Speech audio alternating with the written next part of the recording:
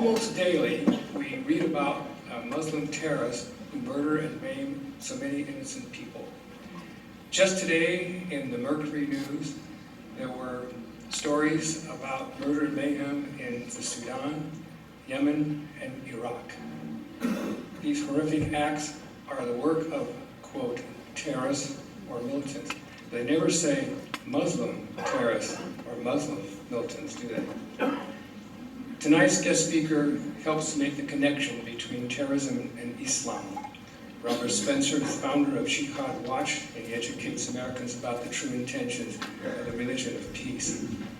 He's a prolific writer who has written numerous articles and books about the dangers of radical Islam. And tonight we have 3 of his books available for sale, and he will be signing your very own copy. And those books are entitled Not Peace, but a Sword, The Politically Incorrect Guide to Islam and the Truth About Muhammad. He appears on TV and radio shows like The Sean Hannity Show, Glenn Beck's The Blaze, and The Savage Nation. And he also engages periodically in debates with Islamists, even at the risk of physical harm. Needless to say, such esteemed, tolerant groups as CARE and the Muslim Students Association label him as an Islamophobe. Imagine that. There's a website called SpencerWatch.com. It's dedicated to, quote, exposing Jihad Watch's Robert Spencer, end quote. And, this is a good one, he's a regular target on LoonWatch.com. That website identifies itself as a, quote, blog zine, whatever that is, run by a motley crew of hate-allergic bloggers to monitor and expose the web's plethora of anti-Muslim loons, wackos, and conspiracy theorists. And I'm sure he wears these labels as a badge of honor.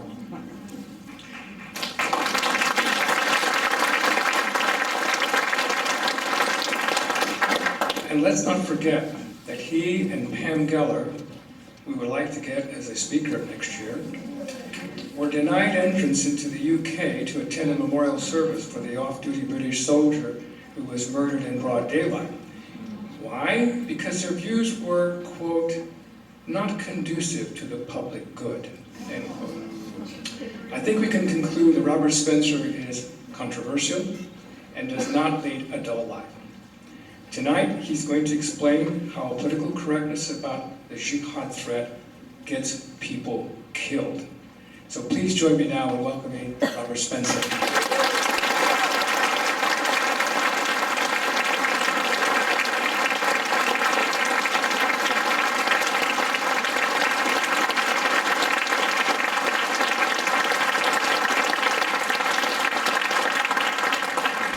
Good evening, loons, wackos, and conspiracy theorists.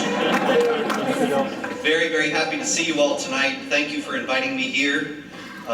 This is obviously an issue of very pressing moment, and we saw that again anew this past week in Nairobi.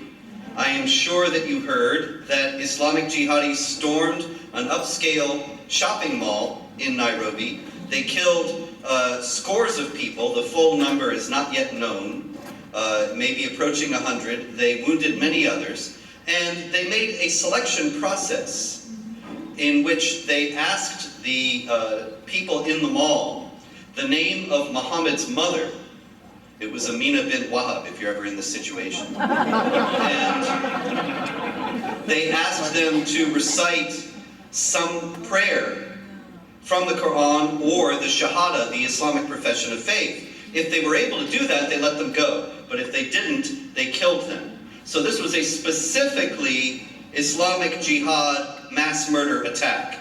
There is no two ways about that. That's absolutely what it was by the actions of the jihadis themselves. In response to this, David Cameron, the Prime Minister of Great Britain, issued a statement almost immediately saying, this attack had nothing to do with Islam and has no basis in it, and it betrays all the good Muslims of Britain and the world at large. Now, by this time, we ought to be used to this kind of thing. We've been hearing this for 12 years now.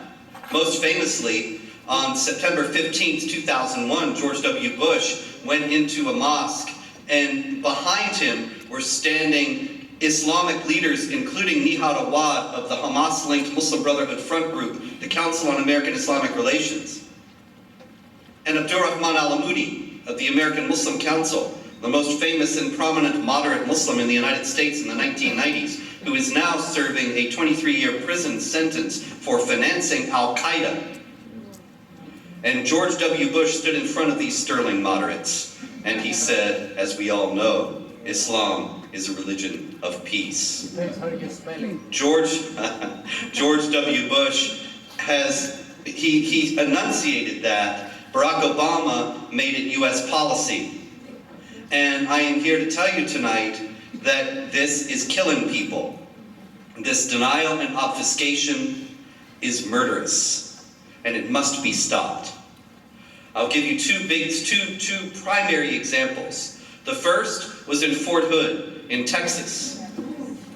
On November 5th, 2009, as you all know, an army psychiatrist, a Muslim, Major Nidal Malik Hassan, he woke up that morning and he dressed in white garments because the martyr in Islam is received into paradise wearing white.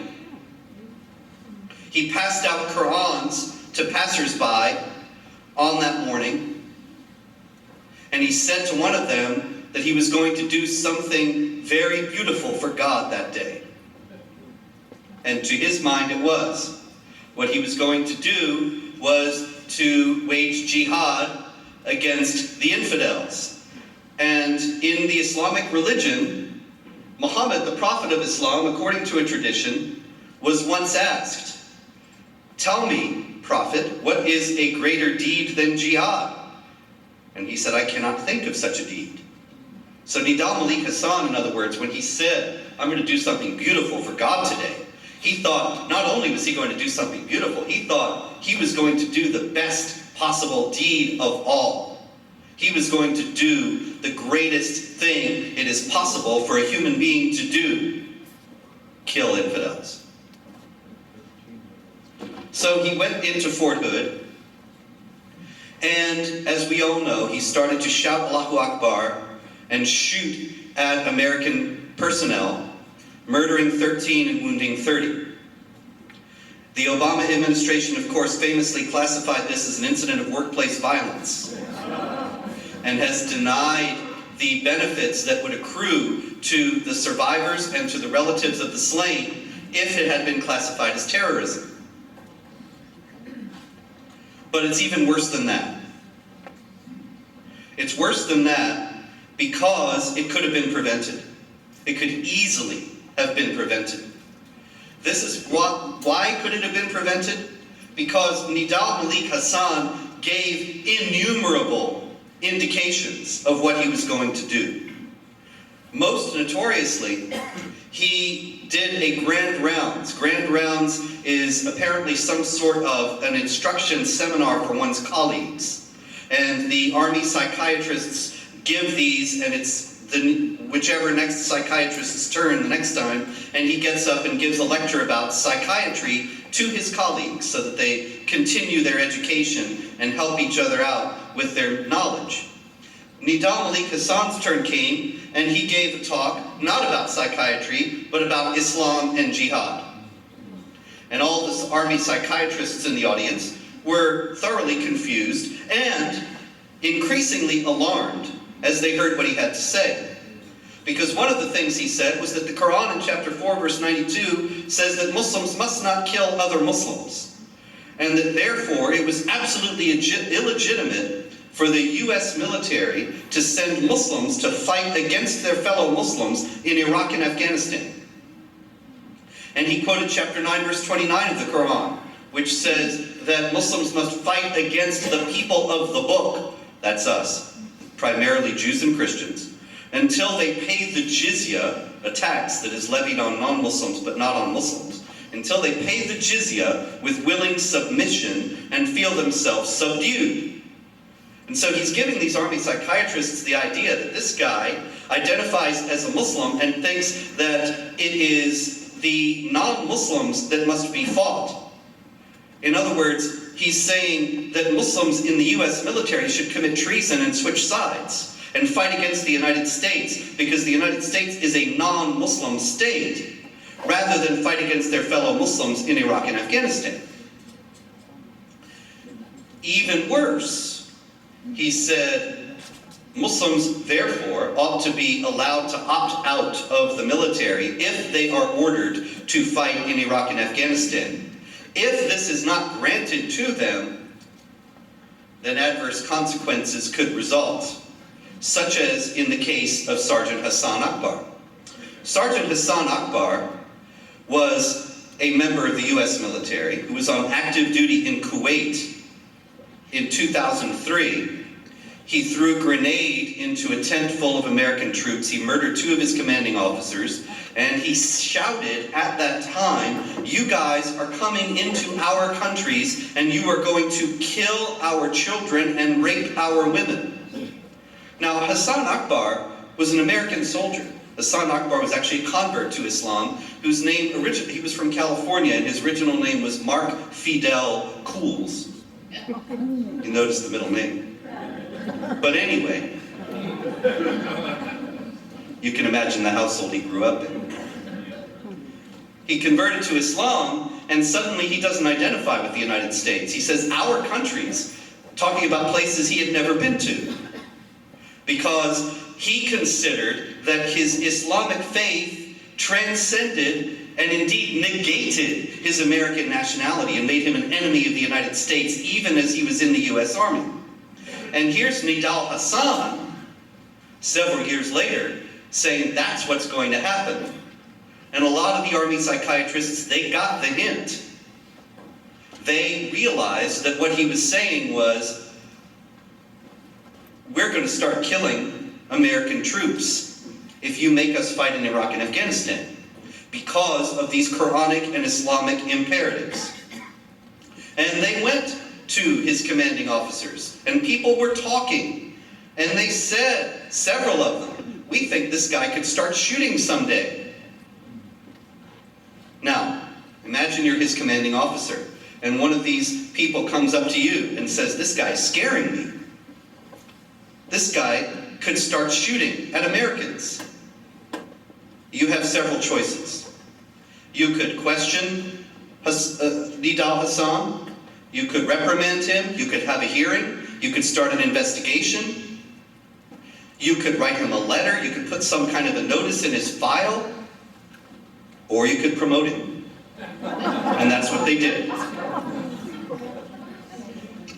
There was no investigation. Nothing was done about these suspicions, these concerns, these worries that people had. Nothing was done. They promoted not only did they promote him, but his personnel evaluations have now come to light in his trial. And in his personnel evaluations, he got glowing recommendations from his superiors. And his superiors said, "Major Hassan has valuable insights into Islam from which we can all learn. We can learn a lot about Islam from Major Hassan." And you know what? We did. But why did this happen?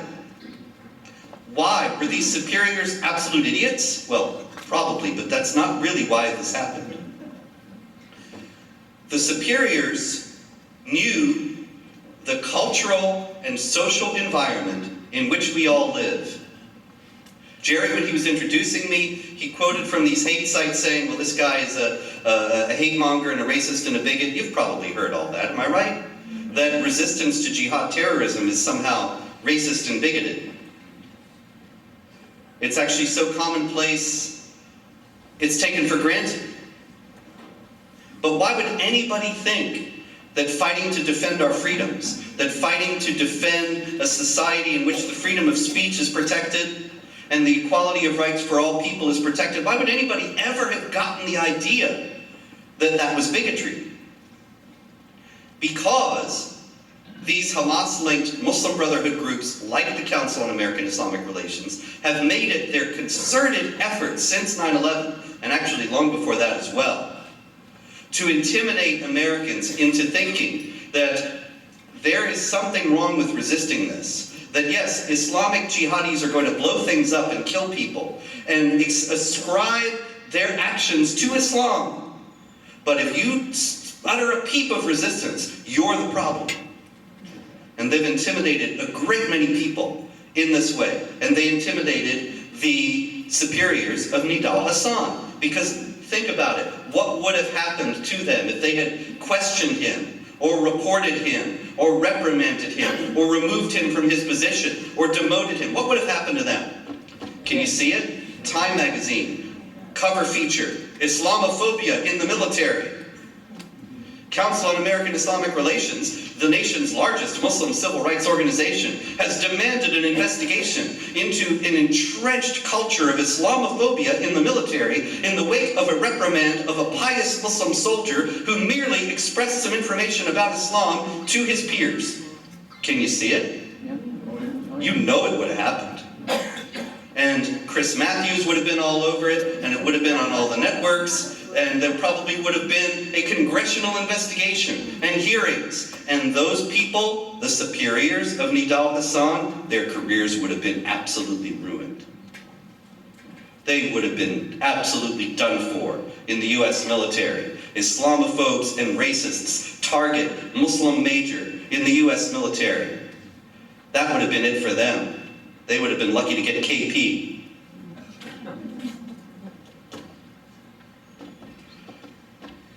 It's even worse than that, because Nidal Hasan was in touch with Anwar al-Awlaki. Anwar al-Awlaki was the Al-Qaeda leader who he had, when he was the imam of a mosque in Northern Virginia, 2 of the 9/11 hijackers were among his congregation. And he was in touch not just with Hassan, but with Umar Farouk Abdul-Muttalib, the Christmas underwear bomber over Detroit in 2009. He was in touch with several other Islamic jihad plotters in the United States. He was actively trying to get Muslims to perpetrate acts of jihad mass murder in the United States. And this was known to the feds, and they were monitoring his emails and his general correspondence, and Nidal Hasan was writing to him. And there was an FBI field officer who was monitoring all this and sending these communications to his superiors, and every time it would come back, not a product of interest. In other words, they would say, we don't care. Not a product of interest, not a product of interest, not a product of interest. Time after time, when Hassan was writing to al-Awlaki. Finally, he thought, this is insane. We have a US Army officer corresponding with a known enemy of the United States who wants to kill large numbers of Americans, and it's not a product of interest? And so he went directly to somebody in Washington, in the high command of the FBI. And they came back to him and said, look, we can't monitor every Muslim who goes to an extremist website. And this officer that you are sending us his emails, it's very politically sensitive. In other words, they were going to do nothing. Why was it politically sensitive? Because he was a Muslim who was an officer in the US Army. The US Army wanted Muslims who were officers after 9/11 to show that we were not racist, Islamophobic, anti-Muslim bigots. To prove that this was not a war against Islam. To show that Islam is a religion of peace. And we are all allies with the moderate Muslims in the world. And here's one. Well, he happens to be pen pals with Anwar al-Awlaki, but, well, that's not a product of interest. It's not a product of interest, and he was politically sensitive precisely because he was a Muslim major in the US Army. And that served the politically correct elite's agenda. And so 13 people are dead and 30 people wounded at Fort Hood. because of the intimidation process that Islamic advocacy groups have carried out so successfully in the United States over the last 2 decades to make people think there's something wrong with resisting jihad terror. That is the price of politically correct denial about jihad. And it is not just in Fort Hood. In April 2013, of course, 2 people were killed, 240 were wounded, many people were maimed for life at the Boston Marathon, when 2 Muslim brothers, Tamerlan and Dzhokhar Tsarnaev, set off a couple of nail bombs, set out according to the Al-Qaeda manual, according to the Al-Qaeda magazine that carried an article a few years back, How to Make a Bomb in the Kitchen of Your Mom.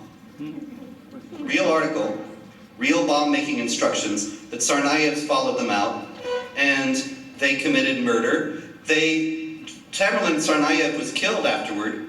Dzhokhar Tsarnaev said, one of the first things that he said was that his brother had hatched the whole scheme in order to defend Islam. In order to defend Islam. Now, this is obviously a jihad attack.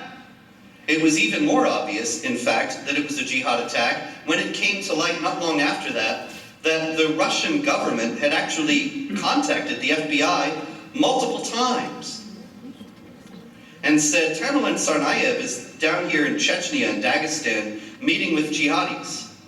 Tamerlan Tsarnaev is a jihadi himself. The FBI did nothing. Tamerlan Tsarnaev was a member of the Islamic Society of Boston, which is actually 2 mosques in the Boston area. The Islamic Society of Boston had on its original board of directors Sheikh Yusuf al-Qaradawi, who is the most renowned Muslim imam in the entire world. He's a TV preacher. He's got a show on Al Jazeera, and he's internationally famous. And he has justified suicide bombings. He has praised Hitler and said that it's up to the Muslims to finish Hitler's job. And he's on the board of this mosque in Boston. Another member of the mosque in Boston was Tariq Mahana, who's now serving 17 years in prison for aiding Al-Qaeda. Another member of the Islamic Society of Boston was Afia Siddiqui, who is now serving 86 years in prison for attempting to murder American soldiers in the name of Islam. And the Tsarnaev brothers were members in good standing of the Islamic Society of Boston. Did the FBI ever go to the Islamic Society of Boston? No. Well, yes, they went for outreach. They did not conduct any investigation of either the suspicions about Tamerlan Tsarnaev or the Islamic Society of Boston. Why not? Glad you asked. This is where the story becomes a bit personal, if you'll pardon me. I haven't always been an international pariah. That's actually a relatively new development. It's quite a reversal, in fact. In 2010, from about 2005 to 2010, I was fairly regularly training FBI personnel, as well as Joint Terrorism Task Force, U.S. Central Command, the U.S. Army Command, various others. I spoke to and trained groups about Islam and jihad.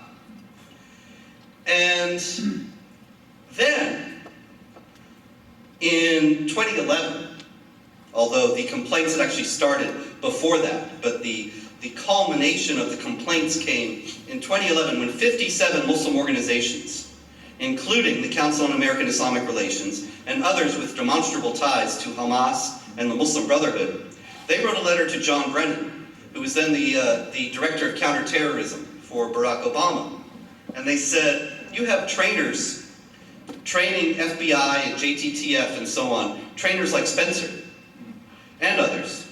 And you have training materials like those books and training materials that are insulting and offensive to Muslims and that actually give the impression that Islam and jihad have something to do with terrorism. And it's terrible that you let Islamophobes like Spencer link Islam to terrorism. You know, I wish I were that good. I don't have to link Islam to terrorism. The terrorists do that already. It's obvious that there's a link between Islam and terrorism when the terrorists keep citing Islam to explain what they're doing.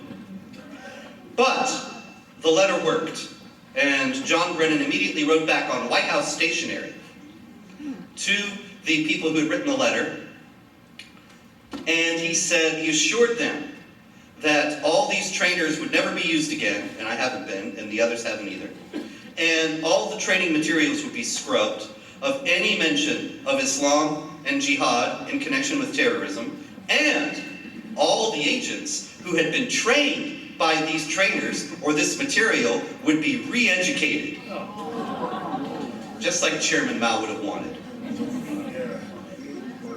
Now, fast forward to the Russians writing to the FBI about Tamerlan Tsarnaev being a jihadi. Imagine you're in the FBI, the new Obama FBI, the non-offensive to Muslims FBI, the Islamophilic as opposed to Islamophobic FBI, the FBI that would never dream of linking Islam to terrorism. And you get this notice from the Russian government that says Tamerlan Tsarnaev is a jihadi. You may be one of the new agents or one of the re-educated agents. And so you might think, how nice. He's engaged in an interior spiritual struggle to better himself. You put it aside. Or you may be one of the old agents, one of the ones that I spoke to. And you may have an inkling that maybe there's something wrong here. But you also are thinking the same thing that Nidal Malik Hassan's superiors were thinking in Fort Hood, and that is, I have before me a piece of paper that is career suicide. And so I'm going to set it aside and wish it hadn't come in. And hope nothing bad happens. And so here again, 2 people are dead, 240 are wounded, many people are maimed for life, because of the official, institutional government policy of willful blindness and denial about the jihad threat. And so many of you may be thinking right now, well, I really hope 2016 comes fast, and then we'll elect a Republican and everything will, all this will be reversed. Well, sorry. I hate to be the bearer of bad news, but that's not going to help. Pardon me for the Marco Rubio moment. It's not going to help because of a name that may be familiar to you, and that name is Grover Norquist. Grover Norquist is one of the most powerful people in the Republican Party today. He is the chairman of Americans for Tax Reform, and he's done a lot of good work with Americans for Tax Reform. Ronald Reagan asked him to start Americans for Tax Reform personally, and so he's got a great pedigree. Grover Norquist was also a personal friend of a gentleman I mentioned earlier, Abdurrahman al-Amoudi. Abdurrahman al-Amoudi was the most prominent moderate Muslim in the United States in the 90s. He was the head of a group that is now defunct called the American Muslim Council, and he wielded extraordinary power in Washington.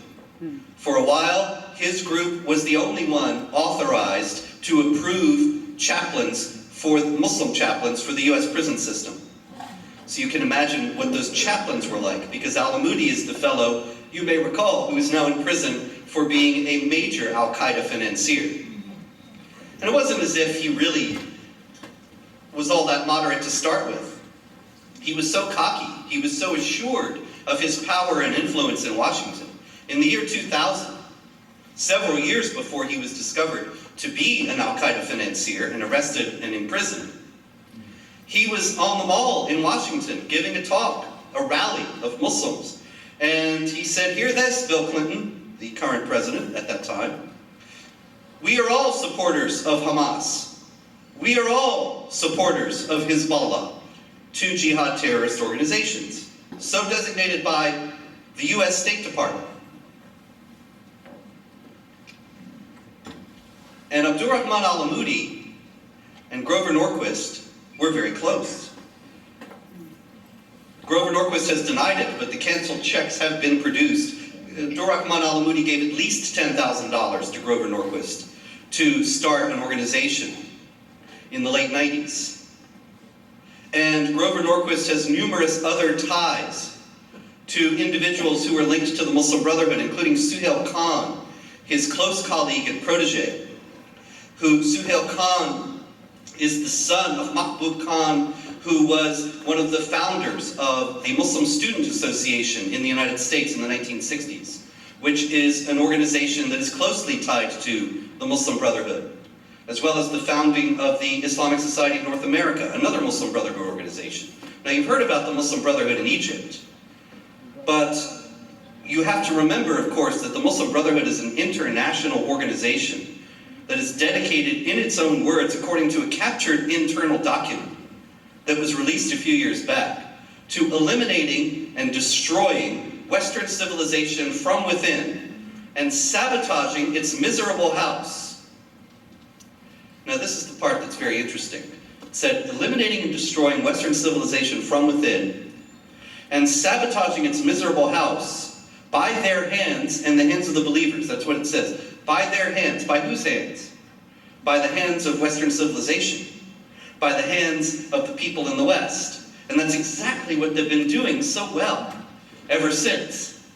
They're eliminating and destroying Western civilization by means of manipulating and intimidating and confusing the sons and heirs, the children of Western civilization, so that, the document continues, it is eliminated and Allah's religion is victorious over other religions. Now, Grover Norquist is close to these guys. When he was asked about his many extensive ties to Muslim Brotherhood operatives, he said that the people who were asking him were bigots and racists. Yes, he did. Grover Norquist is so powerful in the Republican Party that you can't really run for national office in the Republican Party unless he approves. If you are a determined foe of the Muslim Brotherhood program to eliminate and destroy Western civilization from within by our own hands, well then you're not going to get his approval. So what we have here is no opposition. We have a single party, essentially, in Washington when it comes to the most fundamental challenge, the foremost threat that we face today. And there's nobody on it, with the exception of a very few and very courageous congressmen, congresspeople, and senators. Very few. When I saw the third debate between Barack Obama and Mitt Romney, I was aghast, because that was the one I was really waiting for. The third debate was the foreign policy debate. And I thought, this is going to be where we really see a clear choice. And the dividing line. And Americans will see how important it is to get this guy out. And so Barack Obama said, for example, that we have to aid the Syrian rebels against Assad. He was on it even then. And it was clear even then that the Syrian Assad is a scoundrel, but the Syrian rebels are worse. They're Al-Qaeda. They're Islamic jihadis. There is no, even the New York Times, which never wants to make Barack Obama look bad, even the New York Times has acknowledged that there is no significant secular group among the Syrian rebels. So to aid them is to aid Al-Qaeda, is to aid the enemies of the United States. And Barack Obama spoke about how important it was to aid those people. And Mitt Romney said, yes, absolutely, me too. And he couldn't say me too often enough. And this is Grover Norquist. This is the deleterious effect of the fact that both parties have been compromised. Both parties have been thoroughly infiltrated. So, here we are and we're free citizens. What do we do now? Well, for one thing, we have to recognize that it is up to us. That nobody else is going to do it. But there's a great deal more that we have to do that we are not doing. You are all, or probably most of you, even the fact that you're here, I expect that many of you are involved in politics at the local level. There are many things that can be done and should be done at the local level, including, very simply, holding your own local officials' feet to the fire Are they aware and informed about these issues? Is your congressman voting properly about these issues? Is he supporting Peter King and Steve King and Michelle Bachmann and the others who have spoken out courageously and accurately about this threat? And if not, have you voted him out yet? Or her out? This is one thing. There are local initiatives that are going on, and they go on under the same way that they proceed everywhere else. That the local mosque is built, the Muslim Brotherhood is running it, the Saudis are funding it, they are preaching hatred and hatred of Jews and Christians, and the necessity ultimately to replace the Constitution with Islamic law, as 80% of mosques have been shown in the United States to be doing. But they say that if you oppose them, then you are hateful and bigoted, and most people turn away. Most people are afraid to go any farther than that. And so the mosque goes through. But have you alerted the local media? Have you challenged the local media who knows that you're racists and bigots already? Have you challenged them to look into the ties, the finances, all the unsavory dealings of the local mosque? If you don't do it, who's going to? This is not a war. This is a war, but it's not a shooting war. It's a war without soldiers and armies. Or it's a war in which we are the soldiers and armies, and the bullets are not hot bullets, but they are the weapons of truth versus falsehood. And we have on our side the greatest arsenal of all, because we do have the truth on our side. And I still firmly believe that if enough Americans were aware of this as a problem, and aware of what's been done, that they would stop it. And we have to be working to reach that critical mass, and doing everything that we can in our own situation. Nobody else is going to do it for us, to awaken enough of our friends and colleagues and acquaintances and relatives and anybody else you come in contact with, so that when Pamela Geller's here next year, you've got 600 in here instead of 300. And then 900 and 1,200 for the next ones. And we simply do not stand for electing these people who are in denial or worse about this issue. Because look, it's very late. I don't want to sugarcoat this. And you can say, well, you're just being alarmist. But what happened at the Kenya Mall can happen at the mall locally anytime. What's preventing it? It's very late. I'll tell you how late it is. There was a plot at Fort Dix that was foiled a few years back. 6 Albanian Muslims, they had planned to go into Fort Dix and kill as many American soldiers as possible and get killed in the process, to claim the Quran's promise in chapter 9, verse 111, that paradise is guaranteed to those who kill and are killed for Allah. So if you murder a lot of infidels, you get killed in the process, you do not pass go, you go straight to paradise. Like the 72 mark? Yes, with the 72 virgins. Yeah. Or a pack of sun-made raisins, depending on your translation. That's the real reason. But anyway, This is the real reason. hold on, we'll have questions after. The thing about it is that at Fort Dix the plot was foiled. How was it foiled? It was foiled by a young man, a teenager, 17 years old. And we owe him a great debt of gratitude. But we were this close. I'll tell you how close we were. He worked at a video store. And this was a few years ago. These jihadis, they had these gory videos.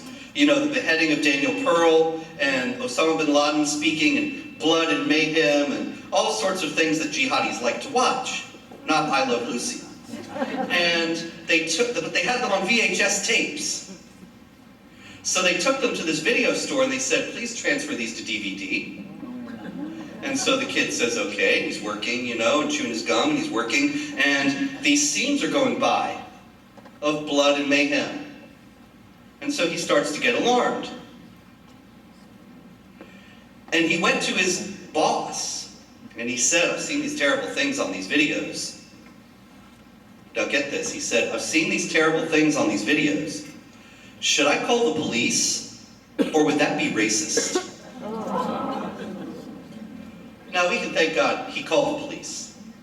he decided to go ahead and take the step and be racist.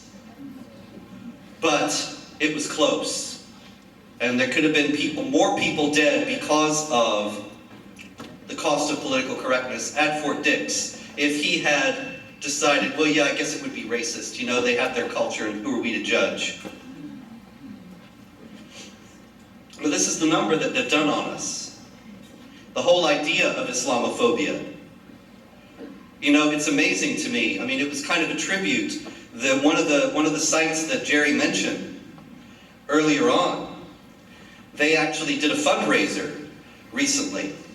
And happy to say they didn't even come close to raising the amount of money they wanted, but the Saudis will give it to them. But anyway, the thing is, they did a fundraiser, and the fundraiser was all about me. I couldn't help but be flattered. They said that Spencer's book, The Politically Incorrect Guide to Islam and the Crusades, which is available tonight, they said, I'm going to write a comprehensive refutation of that book, because that book is the fount of all Islamophobia. And if we destroy that book and destroy Spencer, Islamophobia will disappear. And I thought, you know, knock yourself out, buddy. But Islamophobia is never going to disappear as long as Muslims keep blowing stuff up. And this is the great, you know, the Orwellian turn of reality that they've done on us. Now, Islamophobia, in terms of actual attacks on innocent people, obviously nobody's in favor of that.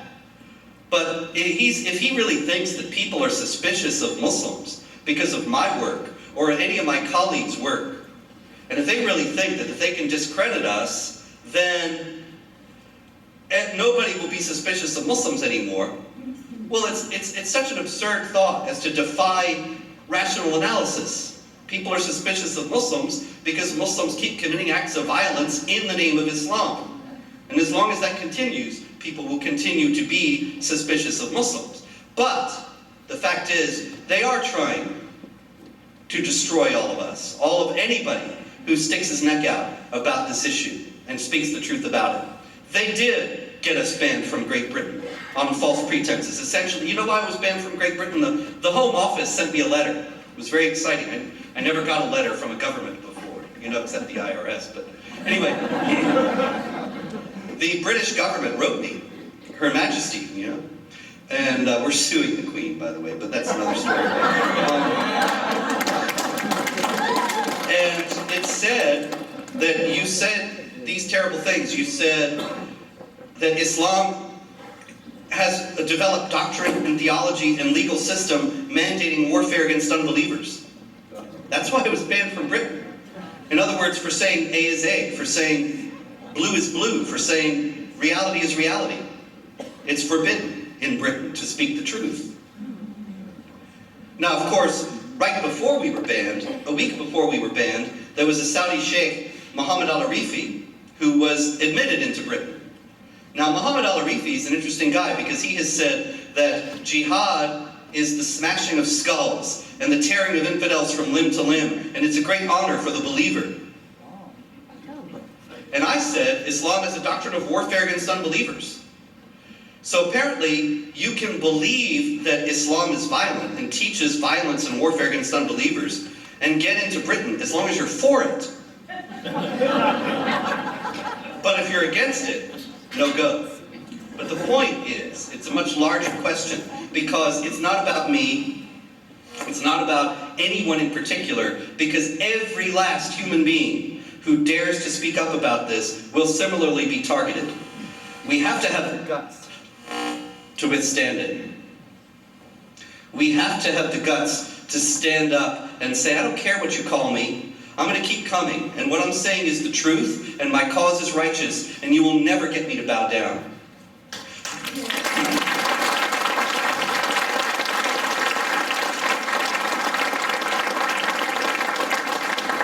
The Founding Fathers wrote in the Declaration of Independence, in the last line, to this great cause, they said, we pledge our lives, our fortunes, and our sacred honor. And we revere them today, those of us who still got taught in school who they were, and that they weren't just white, racist slave owners. And we revere the idea of pledging our lives and our fortunes and our sacred honor for a great cause.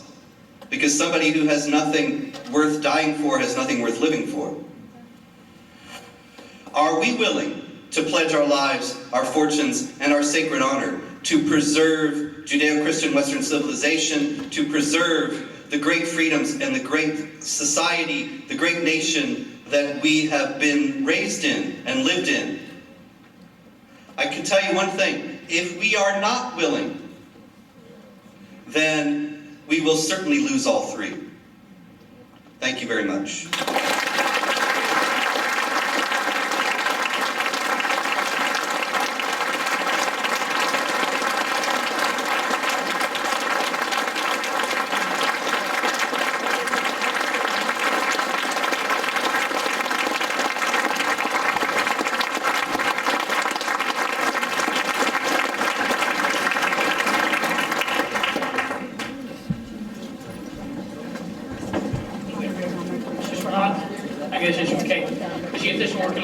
Okay, for the question and answer, for those that aren't familiar with it, if you have a question, we have people walking around with cards to pass out. And raise your hand, they'll come over, give you a card, and write your question, and we'll be right back here at the speaker, the microphone back here. Before we start that, I wanted to announce that we found a Samsung phone and a box of sugar-free gum, chocolate mint, on the membership entrance table. So if you're missing a phone or some chocolate mint gum, I have it. One thing before we start the questions, I did want to all urge you to come to Unmasked Judeophobia, which is an extraordinarily important film that is being shown October 15th at Blue Light Cinemas in Cupertino. And you can see these brochures, they're in the back. But my friend Gloria Greenfield has produced this. It is a very important film about a closely related issue to what we're discussing tonight, so please be there. Is any progress being made that will avoid future acts like Nadal Hassan?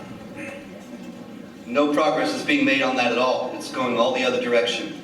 There is a remarkable tendency among the Islamic advocacy groups, I mean, a remarkable skill that they have to, every time there's a jihad attack, to portray the Muslims as the victims. And you'll see it every time. Read the paper after the next jihad murder attack, and I guarantee you'll see local mosque asks for police protection against feared backlash. As if it was Muslims who got attacked instead of Muslims who were attacking. The backlash never materializes, but nonetheless, what's happened in the wake of Hassan is extra solicitude for Muslims in the military, not any kind of challenge to them about their loyalties. Islam has been called a totalitarian ideology. In what ways would you see it fitting into a definition of being totalitarian, and in what ways not? Very much totalitarian. Totalitarian, it's total, you see? Total control over every aspect of life. There is a law in Islam for everything. You cannot imagine doing anything as a human being, no matter what you're thinking. There's a law for it in Islam. There's a law on exactly how to do it and how not to do it. That's totalitarian. That means that Islam attracts people who would prefer not to have to think for themselves, but would prefer to have everything delineated for them and set out for them. And it does not encourage independent thought or the development of the human spirit. Precisely totalitarian. This is the same question, but different objects. Is John Brennan or Obama Muslim? Well, you know, neither of them return my calls or answer my calls. So I don't know. But I do know a couple things. John Brennan, when I was speaking to the FBI fairly regularly, it was often at the invitation of an FBI agent named John Guandolo, who is no longer in the Bureau. But I know him well, he's a good friend, and he's a trustworthy source. And he says that when he was in the Bureau, it was widely known that Brennan had converted to Islam. This has never been announced publicly, but I think John Guandolo is a completely reliable source. Certainly it would explain a lot of what John Brennan has said and done about Islam. Now, as regards Obama, of course, Obama has explicitly denied that he's a Muslim and explicitly affirmed that he's a Christian. Now, that in itself does not mean that he's not a Muslim. There was, unfortunately, because, well, it's not even just taqiyya, religious deception, although that does exist in Islam, but also because Islam considers itself to be the perfection and the truth of the teachings of Jesus, a Muslim can say, I'm a Christian, without meaning that he's not a Muslim. Now, am I saying Barack Obama's doing that? No, I don't really know what Barack Obama thinks in his heart. But I do know that if he really were a secret Muslim, he wouldn't be acting any differently from how he is now. Everything he's done in terms of his public policy has been in favor of Islamic supremacist, pro-Sharia, pro-Islam regimes. Very briefly, I know, but 3 demonstrations. He supported all those Arab Spring demonstrations, remember? But there were 3 that he didn't support. 3 demonstrations in the Muslim world over the last few years that he did not support. Iran in 2009, Turkey last year against the Erdogan government, and the ones in Egypt that toppled the Morsi Muslim Brotherhood regime. The one thing those 3 have in common is that they were all against Islamic states, against Islamic leadership, against Sharia. Everyone he has supported has been in favor of Sharia, in favor of Islamic State. So Barack Obama seems to think that Islamic law is a good thing for societies. He's certainly done a lot to help it usher into power, in many states. You speak to groups who tend to agree with you. Have you had any success in getting through to politicians? Politicians don't talk to me anymore. I'm a racist and bigot and all that. I don't generally, actually I've spoken to plenty of groups that don't agree with me and have been shouted down and hooted and called all sorts of horrible things. You can see it all on YouTube. There's nice videos from Temple University when about 75 or 80% of the crowd, after causing all sorts of disruptions, finally stood up and walked out. Also, lots of hostile interviews and hostile encounters with various groups. You can see them all on YouTube. But there are some politicians who are listening to this and who are aware of these issues. The problem is that many, many people are afraid, and especially politicians, of associating with somebody who's tainted. And so the strategy of the Islamic Jihad groups and the Islamic supremacist groups is to taint everyone who does this work. And then the politicians will cower in fear and not talk to them. And it's working real well. But that means the politicians have no clue.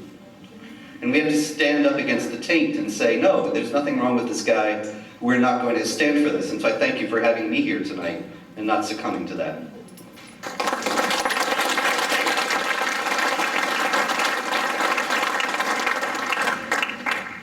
What can be done about the terrorist cells that exist in the U.S.?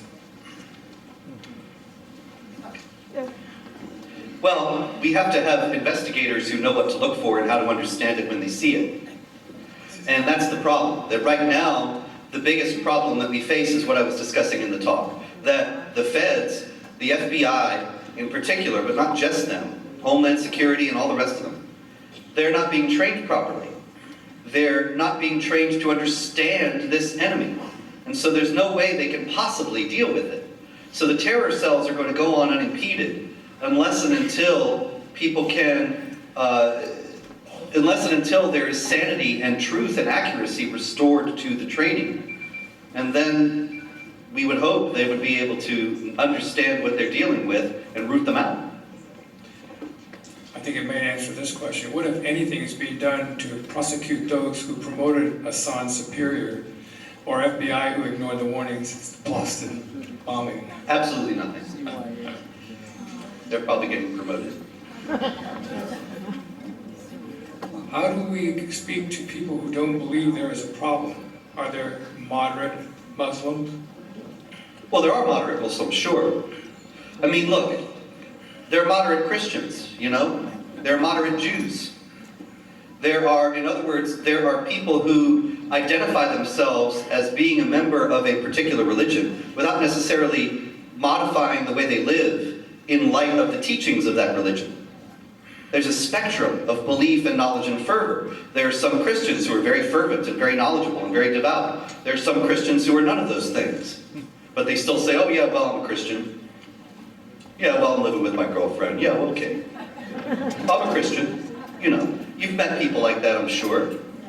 There's the same thing with Muslims. Just as every Christian doesn't love his enemies and turn the other cheek, so every Muslim doesn't wage jihad against unbelievers.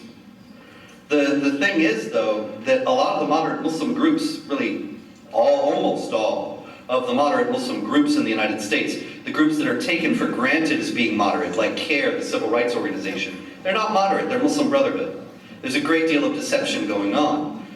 How do we get through to people who don't know? The only thing I know how to do is just keep telling the truth and keep bringing the information. For 10 years now, I've been on Jihad Watch every day, bringing the information about this threat and showing just news stories, you know, about the jihad attacks, Islamic supremacists, strong-arming and intimidation, all these things day after day after day. There are 40,000 articles there now, over 10 years.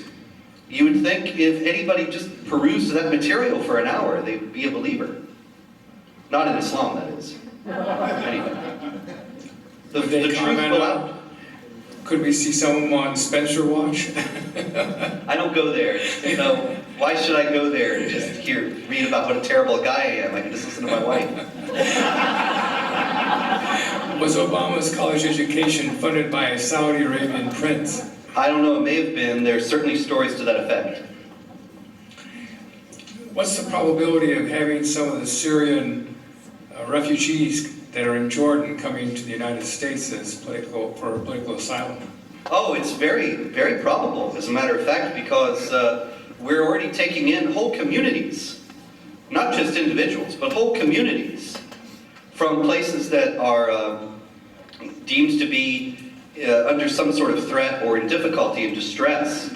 And entire Muslim communities are being imported into the United States. As a matter of fact, where I live, I was just reading in the local paper one afternoon over lunch, and there was this story about this whole Iraqi community that had been plunked down in the city. And there was the local director of immigration services saying, you know, we have to be welcoming and not be xenophobic and not be racist and so on. And there was absolutely no consideration in the article whatsoever about the possibility that some of these people might be Islamic jihadis or something of that kind. Nobody seems to care about that. It's Islamophobic, didn't even ask the question.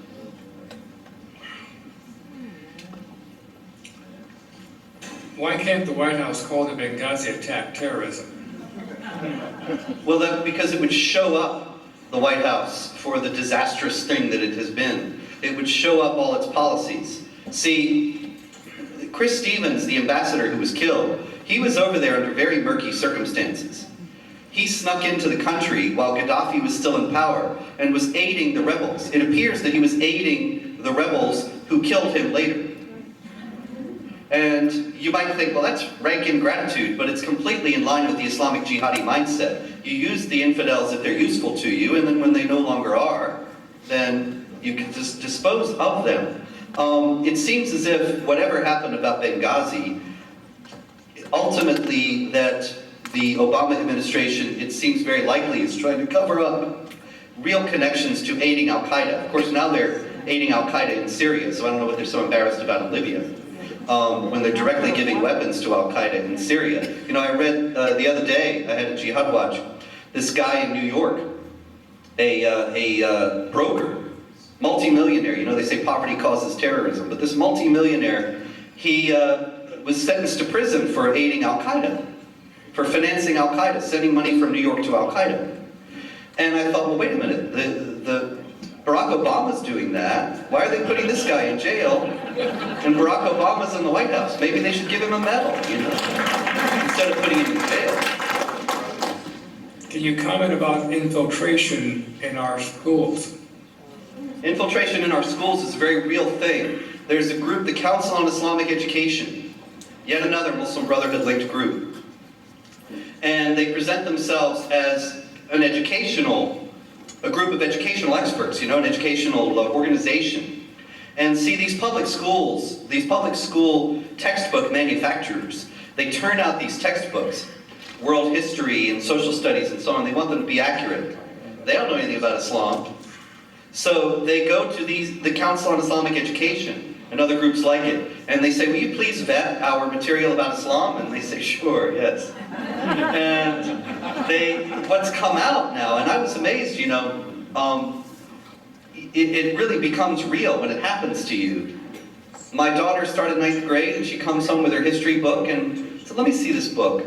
And looking at it, it was exactly as it had been reported, that the material about Islam is extensive, universally positive, even to the point of proselytizing, while the material about Christianity and Judaism is much shorter and harshly critical.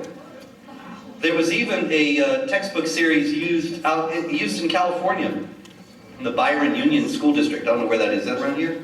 Yeah. Anyway, I was an expert witness in the case. They actually had a workbook where there were true-false questions, and the students had to write true or false. Muhammad is the apostle of God. So they have to affirm the Islamic faith.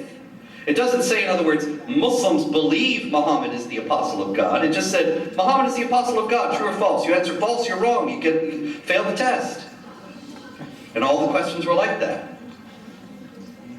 But the clueless multiculturalist textbook manufacturers, they think it would be racist and bigoted to contradict these people and resist this kind of material being put into the textbooks. What's your thinking about Obama's green energy policies that keeps us dependent upon Middle Eastern oil and at the same time allows revenues to be used to wage war against us? Oh, absolutely. It's not just him. Here again, I have to point at George W.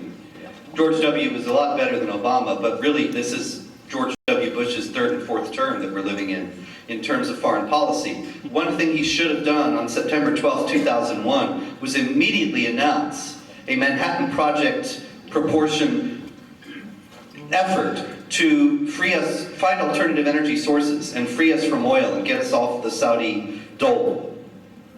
And to do the offshore drilling, develop the Alaskan sources, develop the Canadian sources, and make us energy independent.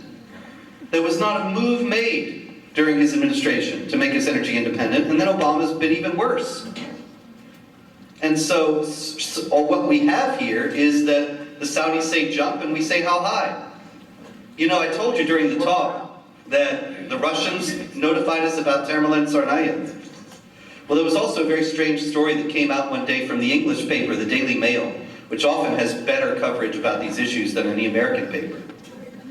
And the Daily Mail said that the Saudis had warned us also about Tamerlan Tsarnaev, and that this has been confirmed by an official in the US government. And the next day, the story was gone. And there was only a story in its place about how the Saudis had not informed us about Tamerlan Tsarnaev. And of course, then there was that very mysterious character who was arrested right after the Boston bombings, who was a Saudi, who was on a terror watch list. But he had nothing to do with the bombing, he just happened to be there. And he happened to be arrested. And then he just happened to be released and went to Saudi Arabia. Well, you gotta happen to wonder if there's something else going on there. But before you invite us there, And it has to do with all the money that that we owe to the Saudis and how much we depend upon them. So yes. What does Grover Norquist gain from his association with the Islamists? I don't know. Grover Norquist is another guy who doesn't answer my calls. But Grover Norquist is married to a Palestinian Muslim woman who is an observant Muslim.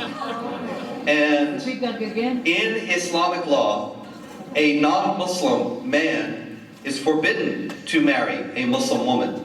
If she's really observant, then he's a Muslim. In other words, then he converted.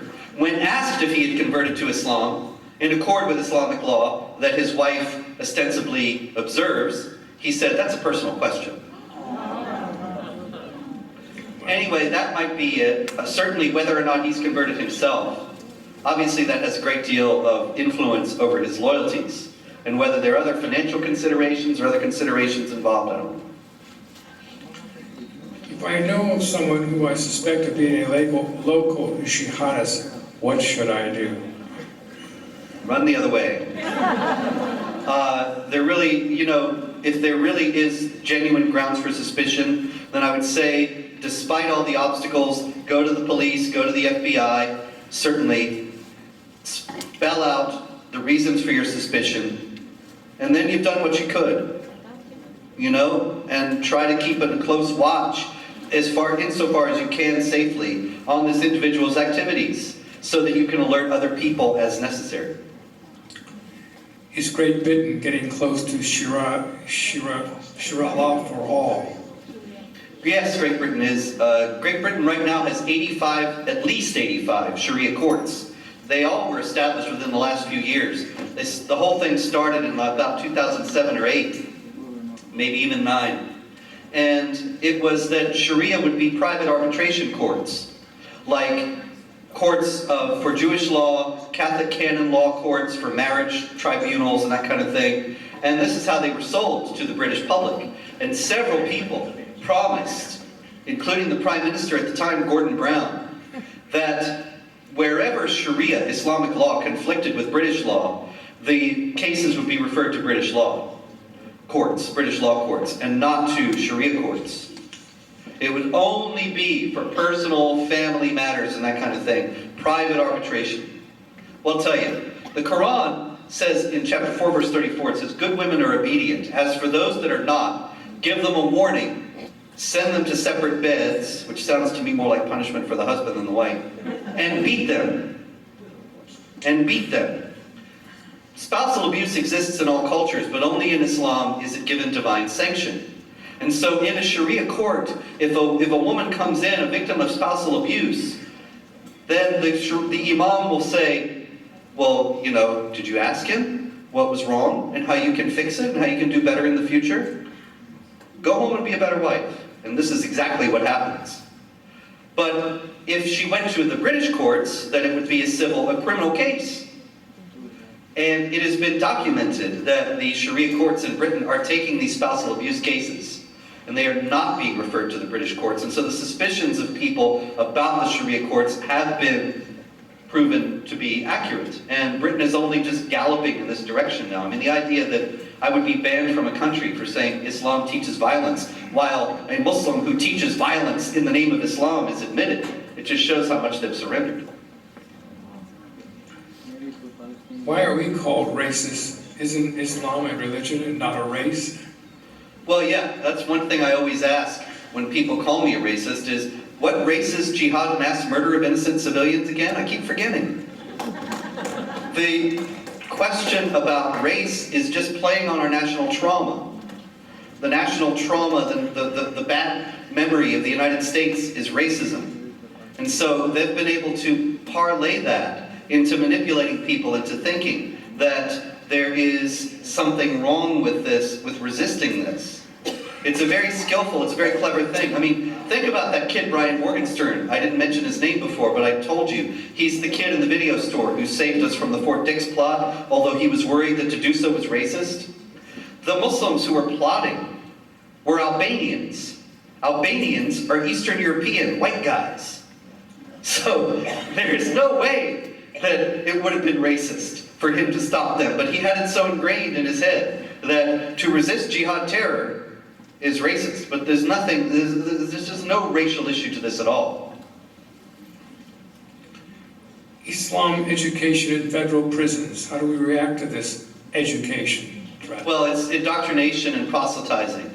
In prisons, you have a ready-made population that's already alienated. You know? Angry young men who feel cut off from society, who feel like society has let them down.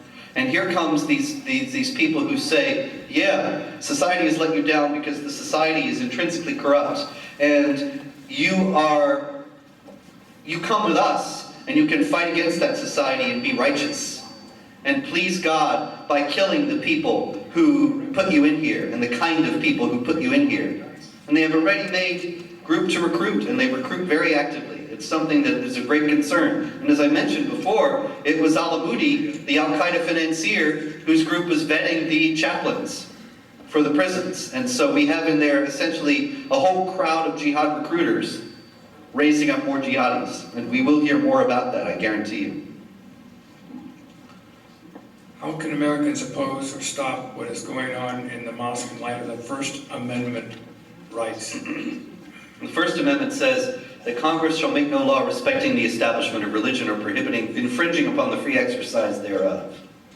Now, as many people have noted, the Constitution is not a suicide pact, but also infringing upon the free exercise thereof is something that has also been interpreted as not meaning that even at the cost of sacrificing the national interest or national security, do we not infringe upon the free exercise thereof. In the 1890s, Utah was petitioning to become a state, and the US government said polygamy is against US law. Unless and until the Mormon Church outlaws polygamy, Utah will not become a state. The Mormon Church outlawed polygamy, Utah became a state. Did the United States government, by doing that, infringe upon the free exercise of the Mormon religion?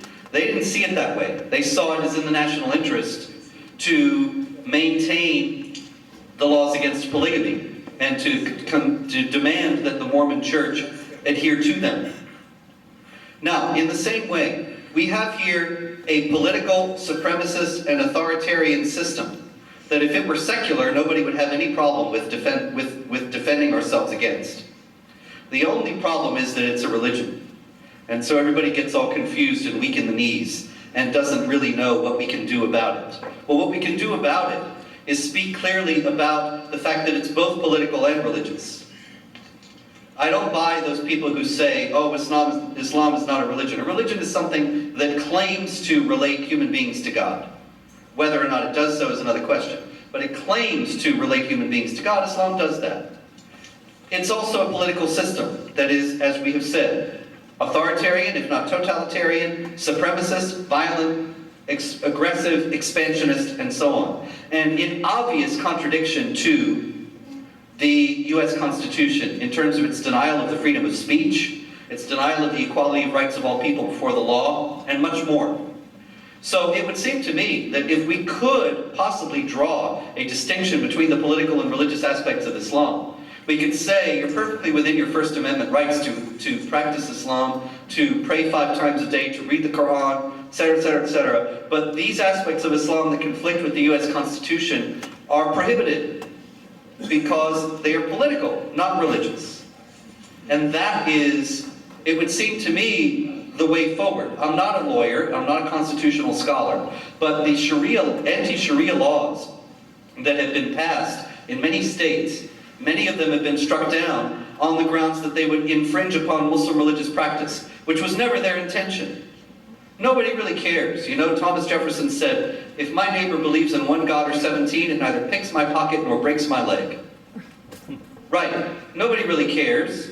If you want to read the Quran and you want to pray to Allah, have at it. I don't mind. It's only when you want to pick my pocket or break my leg because Allah told you to, that's where it becomes a matter for civil law. And that's where the distinction can and should be drawn. And I believe that it can be.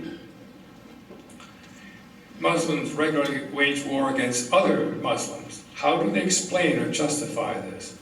They explain it and justify it on the basis of the doctrine of takfir, which is basically excommunication. They declare the other group not to be Muslim. And so then they're not coming upon the prohibition of fighting against fellow Muslims. And why are the Muslims on the march now? Because we're weak. If we were strong, they would not be on the march.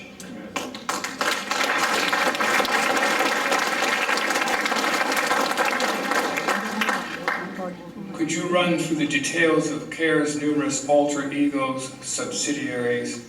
How do we identify them? The Council on American Islamic Relations was founded by Omar Ahmed and Jihad Watch, who were officers of a group called the Islamic Association for Palestine, which has since been shut down for being a Hamas front. The Council on American Islamic Relations was founded, the executive director, rather, than co-founder, Awad, he has said, I am in support of the Hamas movement. Hamas is registered and listed as a terrorist group by the US State Department. So he's saying, I'm in support of terrorism. The Council on American-Islamic Relations has had several of its officials convicted of various jihad terror plots.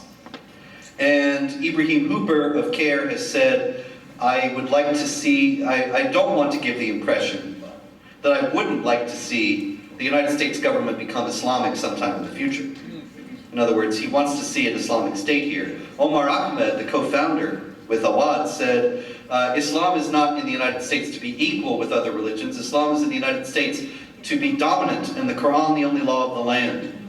Anyway, this is a 501c3 charitable group that is the nation's largest Muslim civil rights organization, but they've had a lot of trouble with the 501c3, the charitable status. They haven't filed the requisite tax returns. Clearly there's a lot of shady money dealings going on. Millions of dollars they appear to have received from foreign entities in violation of the law. And they lost their 501c3 status a few years back, although Obama restored it without addressing the reasons why it was revoked in the first place. And they have many shadow organizations, dummy organizations. As a matter of fact, the Council on American-Islamic Relations as a legal entity does not exist.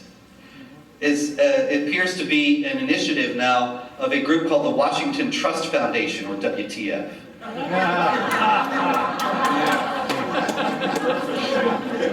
What connection is there between Hillary Clinton's aide, Huma Weiner, and the Muslim Brotherhood? Huma Weiner.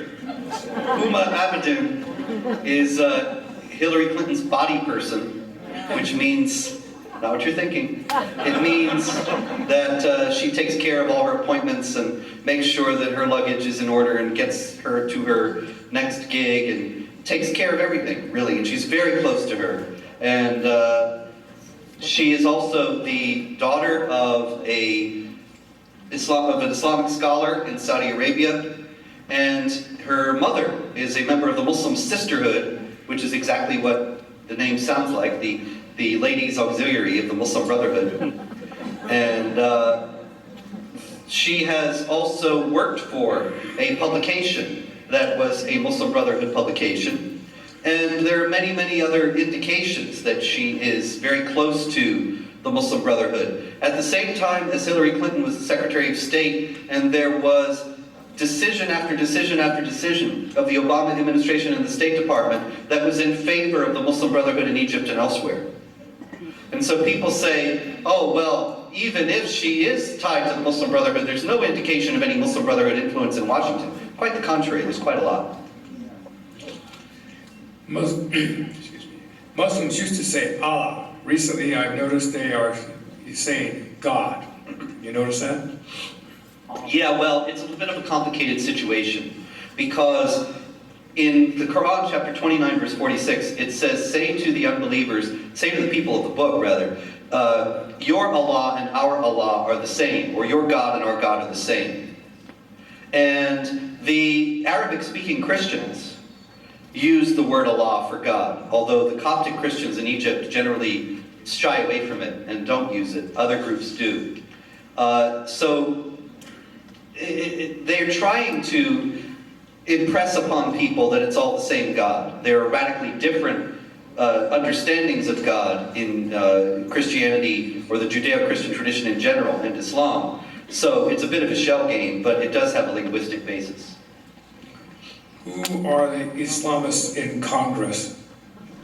Well, obviously Keith Ellison, who took $13,500 from the Muslim American Society, which is a Muslim Brotherhood front, to go on the Hajj, the pilgrimage to Mecca. And so he's the foremost. Yeah. That's it, but I do have a Samsung phone and some gum. This phone can be yours. That's it. Okay, thank you very much.